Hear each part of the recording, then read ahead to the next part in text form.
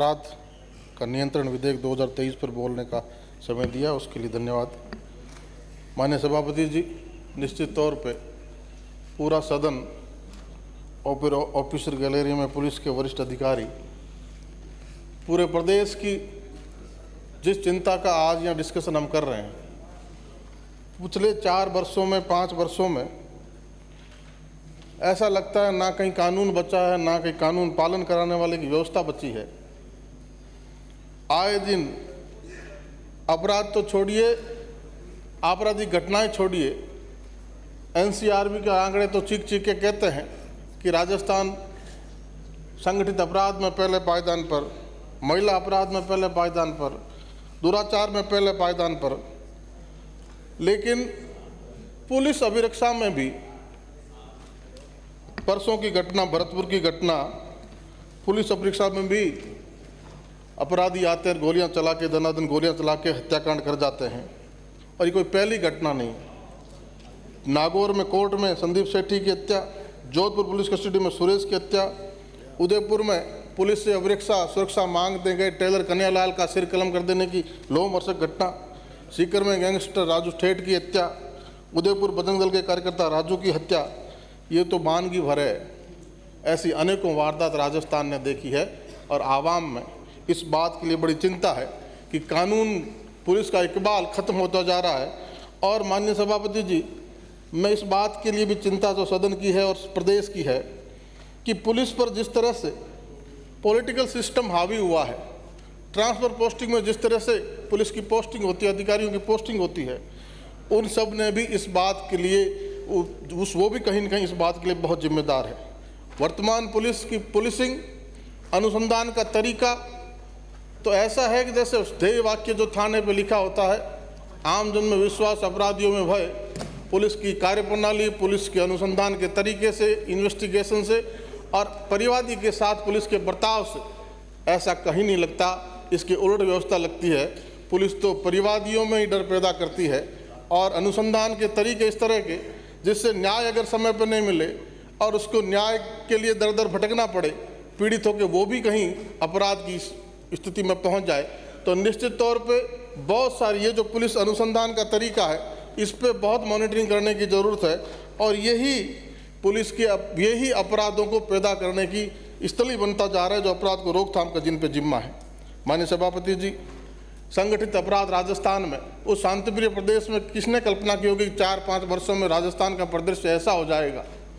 Shooter, gangster, मुखबिर, अनेकों नाम, गुप्त सूचना देने वाला, हथियार आपूर्ति करने वाला, इस तरह की विदेशों से संचालित होना, सोशल मीडिया का इतना प्रभाव, तकनीकी का इतना इस्तेमाल, इस तरह की बातें, संगठित अपराध, ये राजस्थान प्रदेश में बहुत चिंता का विषय है। और खाली संगठित अपराध ही नहीं, अभी कोचिंग माफिया का जिक्र हुआ, वो भी बहुत बड़ा संगठित अपराध। नकल माफियाओं के तार कहाँ जुड़े हुए हैं, किस किस तरह का संगठित गिरोह के रूप में काम कर रहे हैं, हजारों लाखों नौजवानों के भविष्य पे कुठाराघात कर रहे हैं, ये भी राजस्थान का प्रदेश जानता है। बजरी माफिया, किस तरह बजरी माफिया की इतना दुस्साहस कि पुलिस के अधिकारी पर भी, रॉयल्टी के पुलिस के अधिकारी और खनन के अधिकारियों पे भी दिन दहाड़े गाड़ियां चढ़ा देना, उनकी हत्या कर देना। साइबर क्राइम, शराब माफिया, तेल माफिया, सरकार से पिछले 5 वर्षों से मांग करें कि सीमावर्ती जिलों में वेट की दरें लागू बराबर कर दी जाए दूसरे स्टेट के बराबर। सरकार को सैकड़ों करोड़ की रेवेन्यू होगी और ये जो तेल माफिया पनप रहा उस पर भी अंकुश लगेगा। यहाँ तक कि गर्मी के दिनों में टैंकर माफिया जैसे शब्द भी इस्तेमाल होते हैं और हकीकत ये है। इसलिए माननीय सभापति जी, इन सब संगठित अपराधों पर, ये जो संगठित अपराध करते हैं, गवाहों को धमकाना, गवाहों को मर्डर कर देना, इस तरह का राजस्थान में वातावरण बना है, तो निश्चित तौर पे इसके लिए आप एक कानून लेके आए हैं। इस कानून में आप जो ये प्रावधान लेके आए हैं, इन प्रावधानों में मैं आपको इस निवेदन करना चाहूँगा, माननीय मंत्री जी, इस पे ध्यान दें कि आप इस बिल में जो प्रावधान लेके आए हैं, उन प्रावधानों में सख्त मृत्युदंड का प्रावधान है, उम्र कैद का प्रावधान है। लेकिन इन प्रावधानों में आपस में कई कॉन्ट्राडिक्शन भी है। ये प्रावधान पुराने जो CRPC और एविडेंस एक्ट जो हमारा है, CRPC 1872 और भारतीय टेलीग्राफ एक्ट 85 और CRPC 73, इनमें आपस में जो कॉन्ट्राडिक्शन है उनमें भी आप संशोधन करिए क्लॉज 14, 18 और 21 के 4 में, तब ये सुसंगत बिल होगा। और इसी तरह के एक प्रावधान जो आपने इसमें मकोका का उदाहरण दिया है, ये सब प्रावधान महाराष्ट्र में भी बिल बना, हरियाणा में अभी 23 में बना, गुजरात कर्नाटक में भी बना, उसी की तर्ज पर राजस्थान की सरकार लेके आई है। तो मकोका में जमानत की शर्तों के प्रावधान को सुप्रीम कोर्ट ने रद्द किया है क्लॉज 21(5) में, इसलिए इसमें भी आप, और एक इंटरसेप्शन की प्रक्रिया टेलीग्राफ एक्ट का उल्लंघन करती है, उसमें भी आप सुसंगत स्थिति लाइए क्लॉज 13 और 16 का। एक समीक्षा समिति की संरचना भी इसमें आपने की है क्लॉज 13 और 15 में।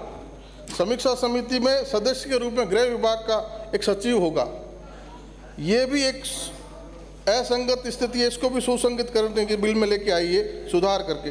क्लॉज 3 आर्थिक दंड में अपराध में अनुपात और जो रेशो है उसमें भी विसंगति है, उसको भी दुरुस्त करने का काम करें। अन्य सभी मामलों में सुनवाई में देरी करना उचित नहीं होगा। क्लॉज 10 आपका कहता है कि वो किसी दूसरे मामले में बरी हो गया और इसमें अपराधी है तो उसमें भी उसको जमानत ना मिले। इस तरह के जो प्रावधान इसमें हैं और कॉन्ट्राडिक्शन आपस में पुराने कानूनों में इस बिल में है, उनमें भी संशोधन करने की ज़रूरत है। माननीय सभापति जी, आपको पुलिस प्रशासन को बहुत काम करना पड़ेगा। इस सरकार की अगर मंशा वास्तव में है तो प्रदेश में रॉयल्टी के नाम पे जो लूट हो रही है, बीकानेर में DGT जिस कंपनी को रॉयल्टी का ठेका है, वो निश्चित दर जो सरकार की है उनसे 10-10 गुना ज़्यादा वसूली करती है। सिंगल मोटर मालिक कोई विरोध करता है तो इतना संगठित गिरोह है, उनकी इतनी बड़ी ताकत है कि सरकार को भी चैलेंज करते हैं और कहीं न कहीं राजनीतिक संरक्षण भी उनको है। तो छोटे ट्रक मालिकों को पीटते हैं, उनके खिलाफ झूठे मुकदमे करके तो उनकी आवाज़ को दबाने का प्रयास करते हैं। छोटे ट्रक मालिकों ने 3-3 दफ़ा बीकानेर में हड़तालें करने की हड़ताल की, लेकिन उनकी कहीं सुनवाई नहीं हुई, उनकी ताकत को दबा दिया गया। इतने ताकतवर ये रॉयल्टी के माफिया हुए हैं, बजरी के माफिया, जिप्सम के माफिया, इन सब पे अंकुश लगाने की ज़रूरत है।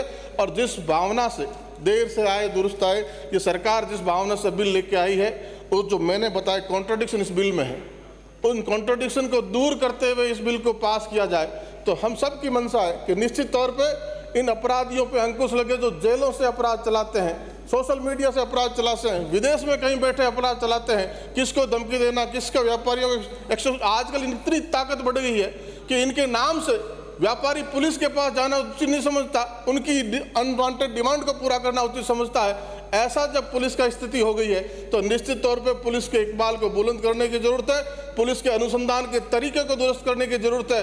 पुलिस का जो ध्येय वाक्य थानों पे लिखा हुआ है, आमजन में विश्वास अपराधियों पे, उसको लागू करने की जरूरत है, उसको आत्मसात करने की जरूरत है। ये सारी बातें करने की जरूरत है, तब हम सही मायने में सही मंशा से इस बिल को पास कर पाएंगे। तब तक मेरा आपसे आग्रह है, मंत्री जी से आग्रह, इसको जनमत जानने के लिए प्रचारित किया जाए। धन्यवाद। श्रीमती संतोष।